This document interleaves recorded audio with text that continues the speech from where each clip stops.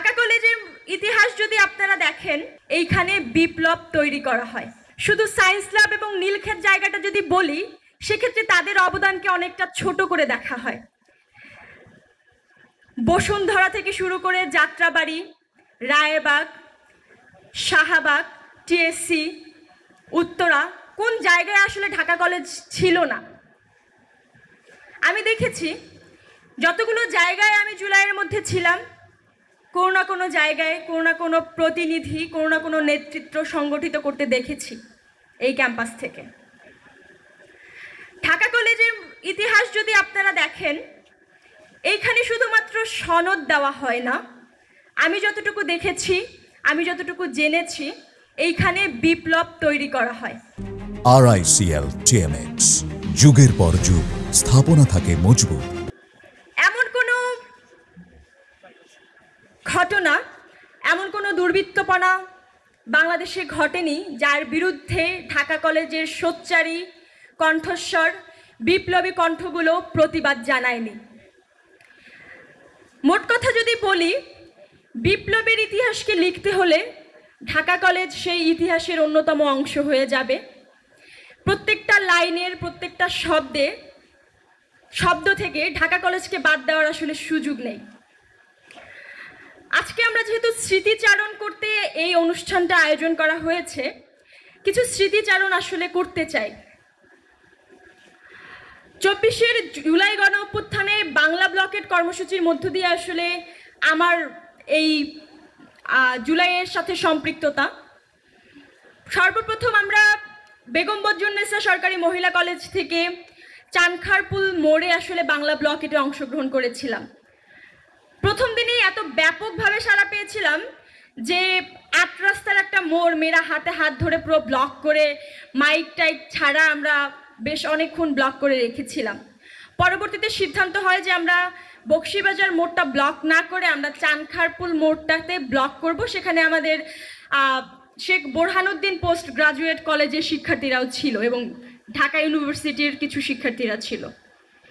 এইভাবে একটা যাত্রা শুরু করে কখনো ভাবিনি যে সেই জুলাই গণ অভ্যুত্থানটা, সেই জুলাইয়ের কোটা সংস্কারের যে আন্দোলনটা, সেটাকে এভাবে রক্তক্ষয়ী একটা যুদ্ধে পরিণত করা হবে।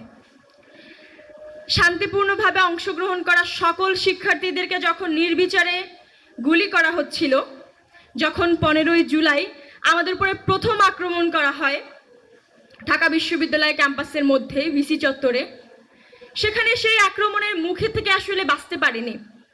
এক প্রকার নিরস্ত্র, কোনো ধরনের কোনো পূর্ব আভাস ছাড়াই আমাদের উপরে যেই নির্মম নির্যাতনটা চালানো হয়েছে, অত্যাচারটা চালানো হয়েছে, যেই বর্বরতাটা ওই মুহূর্তে দেখানো হয়েছে, আমার কাছে মনে হয় না বাংলাদেশের কোনো আন্দোলন সংগ্রামের ইতিহাসে এই ধরনের বর্বরতা দেখানো হয়েছে। এবং সেখানে মেয়েদের থেকে শুরু করে ছেলেদের, আসলে ছেলে মেয়ে কোনো ভেদাভেদ তারা রাখেনি। তারা নির্বিচারে সমানভাবে তাদের এই যেই ইগুলো দেখিয়েছে, বর্বরতাটা দেখিয়েছে, এইখান থেকেই আসলে বিপ্লবের সূচনাটা হয়েছে। ওই দিন আহত হয়ে আমাকে যখন ঢাকা মেডিকেলে নেওয়া হয়েছিল, সেই সময় ঢাকা কলেজের অনেক ভাইয়েরা ছিল। আমাকে সেই সেন্সলেস অবস্থায় যখন ঢাকা মেডিকেল কলেজ হসপিটালে নেওয়া হয়, সেখানে এই ঢাকা কলেজের বিপ্লবী ভাইয়েরা, তাদের সহযোগিতায় নেওয়া হয়েছে। এবং ঢাকা মেডিকেল কলেজে যাওয়ার পরেও আবার এক দফা যে আক্রমণ চালানো হয়েছে, সেখান থেকেও চিকিৎসা নিতে পারিনি।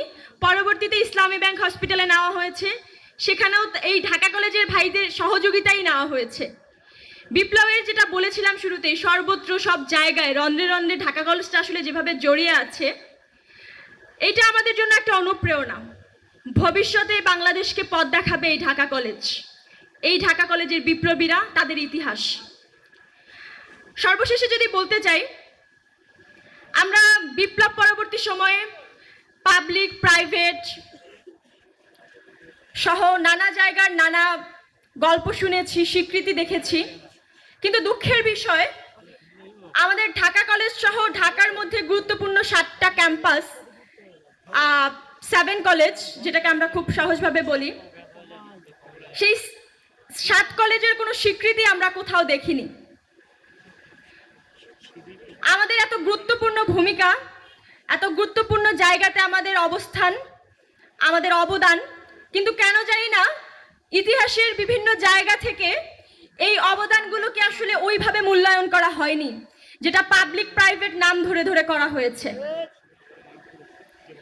আমাদের অন্যতম দাবিগুলোর মধ্যে একটা দাবি বলা চলে, আমরা চাই এই ঢাকার মধ্যে যেই 7 কলেজ তাদেরকে তাদের স্বীকৃতি দেওয়া হোক, তাদের অবদানকে মূল্যায়ন করা হোক, তাদেরকে অন্য জায়গাগুলোতে আসলে পাবলিক প্রাইভেটকে যেভাবে মূল্যায়ন করা হয়, তাদের অবদানকে অনেক বেশি সিগনিফিকেন্ট করে দেখা হয়, হাইলাইটস করা হয়। ঢাকা কলেজ থেকে শুরু করে এই 7 কলেজের অবদানকেও সেইভাবে মূল্যায়ন করা হোক, সেইভাবে স্বীকৃতি দেওয়া হোক। কোনোভাবেই গণ অভ্যুত্থান যাতে কোনোভাবেই বৃথা না যায়, সেইটার জন্য আমাদেরকে ঘরে ফিরে গেলে চলবে না, আমাদের সংগ্রাম জারি রাখতে হবে, সোচ্চার থাকতে হবে, সচেতন থাকতে হবে। কারণ এখনো নানাবিধ প্রচেষ্টা সুনিপুণভাবে চালানো হচ্ছে এই 24-এর ইতিহাসকে অম্লান করে দেওয়ার জন্য, মুছে দেওয়ার জন্য। সকলের প্রতি এই আহ্বান থাকবে, আপনারা সবার নিজ নিজ জায়গা থেকে সচেতন থাকবেন, সোচ্চার থাকবেন এবং সবসময় নিজের এই বিপ্লবী কণ্ঠস্বরটাকে বাঁচিয়ে রাখবেন ভবিষ্যৎ প্রজন্মকে পথ দেখানোর জন্য।